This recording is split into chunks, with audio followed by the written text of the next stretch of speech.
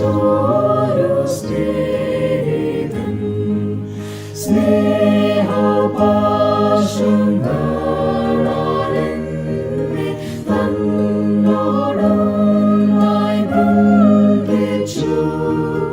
ഞാനവന്റെ അവനെന്റെ സ്വന്തമെന്നേക്കും. കർത്താവായ യേശുവിന്റെ നാമത്തിൽ എല്ലാവർക്കും സ്നേഹ വന്ദനം. ചാമ്പൽ ബുധൻ അതല്ലെങ്കിൽ ആഷ് വെനസ്ഡേ മുതൽ നാം നോമ്പിന്റെ ആരംഭമായി കാണുന്നു. എല്ലാവരും അല്ലെങ്കിലും കുറച്ചു പേരെങ്കിലും അതിൻ്റെതായ ചില റെസ്ട്രിക്ഷൻസ് ജീവിതത്തിൽ വരുത്തുവാൻ ശ്രമിക്കുന്നു.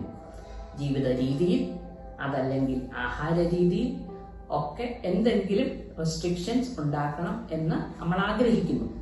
അതൊക്കെ എത്രത്തോളം നടക്കും എന്ന് നമ്മൾ ഓരോരുത്തരും ചിന്തിക്കേണ്ടതാണ്. ഈ വർഷം നാം തിരിഞ്ഞു നോക്കുമ്പോൾ എത്ര വേഗം ഈ നോമ്പ് കാലം നമ്മളിൽ നിന്ന് കടന്നുപോയി. ഹോശാന ഇങ്ങെത്തി. നാം തിരിഞ്ഞു നോക്കുമ്പോൾ എന്ത് സംഭവിച്ചു നമ്മുടെ ജീവിതത്തിൽ?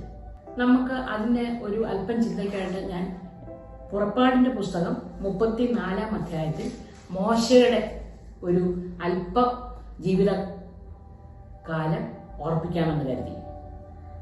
പുറപ്പാട് 34-ൽ നമ്മൾ വായിക്കുന്നത് മോശ മലമുകളിൽ പോയി കൽപ്പനകൾ സ്വീകരിക്കാൻ പോയ കാര്യമാണ്. പക്ഷെ അതിൽ ഞാൻ പ്രത്യേകിച്ച് ഓർപ്പിക്കാൻ ഉദ്ദേശിക്കുന്ന വാക്യം പുറപ്പാട് 34-ന്റെ 28. 40 പകലും 40 രാവും മോശ യഹോവയോട് കൂടെ ആയിരുന്നു. എന്നെ സ്ട്രൈക്ക് ചെയ്ത വാക്ക് കൂടെ ആയിരുന്നു. അത് കഴിഞ്ഞ് ഞാൻ അത് മുഴുവൻ എക്സ്പ്ലെയിൻ ചെയ്യാൻ പോകുന്നില്ല. താഴോട്ട് നോക്കിയാൽ മോശ തിരിച്ചു വന്നു.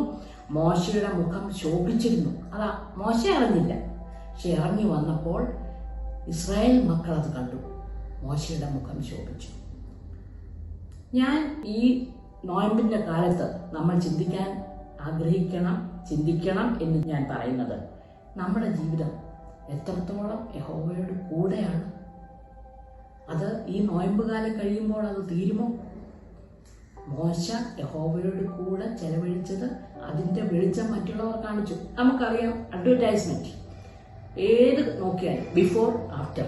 ഒരു ബ്യൂട്ടി പ്രോഡക്റ്റ് ആണെങ്കിൽ അതിനു മുമ്പ്, അത് കഴിഞ്ഞ്, ആ വ്യത്യാസമൊക്കെ വളരെ എക്സാജറേറ്റഡ് ആയിട്ട് നമ്മളെ കാണിക്കും. അതുപോലെ ഒരു മരുന്ന്, വേദനയുടെ മരുന്ന്, അതെടുക്കുന്നതിന് മുമ്പ്, എടുത്തു കഴിഞ്ഞു. ഇതിന് നമുക്കൊരു ഗ്യാരണ്ടിയുമില്ല. അഡ്വർടൈസ്മെന്റ് നമ്മൾ കാണുന്നു. പക്ഷെ മോശയുടെ ജീവിതം അങ്ങനെയല്ലായിരുന്നു. മോശ ഇറങ്ങി വന്നപ്പോൾ ആ മുഖത്തെ ശോഭ അഹരോനും ഇസ്രായേൽ മക്കളെല്ലാവരും കണ്ടു. ഈ നോയമ്പിന്റെ കാലം അവസാനിക്കുമ്പോൾ നമ്മുടെ ജീവിതത്തിലെ റെസ്ട്രിക്ഷൻസ് അല്ലെങ്കിൽ നോയമ്പിന്റെ കാലം അവസാനിക്കാതിരിക്കട്ടെ.